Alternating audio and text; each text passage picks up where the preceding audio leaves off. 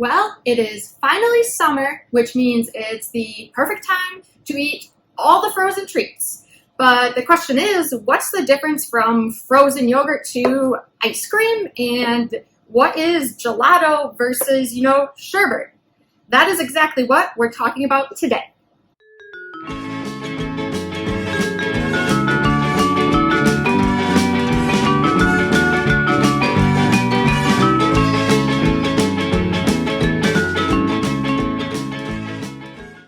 All right, we are going to start this frozen treat journey with ice cream because this is sort of the default frozen treat. So for something to be legally called ice cream, it has to be made with milk fat and it has to have other milk ingredients like the proteins and sugars from milk. And actually, producing ice cream is no joke. There's a ton of legal rules about what is ice cream. And if someone makes sort of a frozen treat that does not use milk fat, they can no longer call that ice cream because this is sort of a knockoff or cheaper version of ice cream. So in the stores, you'll see this labeled as frozen desserts, and that's because it uses a cheaper fat. So ice cream actually gets that rich and creamy texture from the milk fat, and different kinds of ice cream have a different amount of milk fat. So the more premium versions have maybe a higher amount, like 16 to 18% milk fat, where the cheaper versions will have as low as 10% milk fat. And when you get that low, you kind of get more of an icy and coarse texture than that creaminess. But what it boils down to is ice cream, to be called ice cream, uses these milk ingredients. All right, next we have frozen yogurt, and usually people think of this as like a healthier alternative to ice cream, and that's because it typically has a lot less fat. And frozen yogurt, tries to mimic our regular yogurt in the fridge, so it has sort of that tangy or acidic texture. It also tends to contain live microorganisms, and sometimes these are probiotics, so that means the microorganisms that help our digestive tract, but not always because there's no legal definition for frozen yogurt, so it's a bit of a free-for-all with what you might get. All right, then we have gelato, which is, the Italian version of ice cream. But any difference in formulation, typically you'll see much higher sweetener use, particularly corn syrup in gelatos, but it is balanced with a lower amount of fat.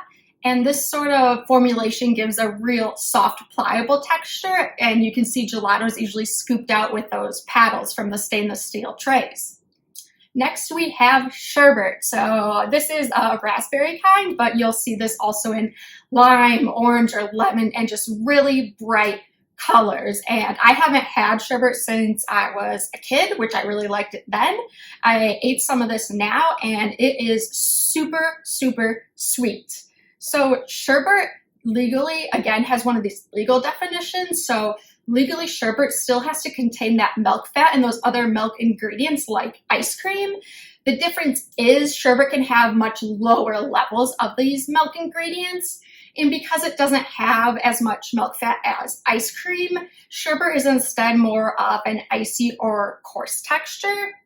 Like I mentioned, this has also a higher use of sweeteners. It has a lot more sugar, and it usually comes in fruity, tangy flavors. So I had to stop buying all these frozen treats because I have very little self-control, but I have a couple more to go through.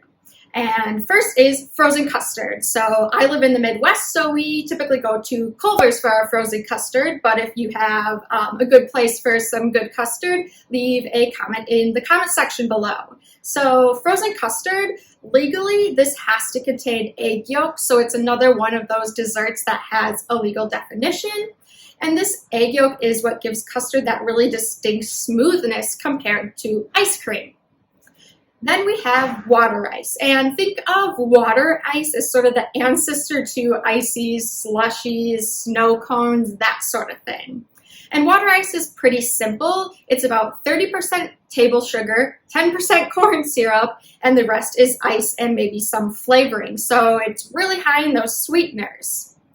Last, we have sorbet, which I usually think of as just really fancy water ice.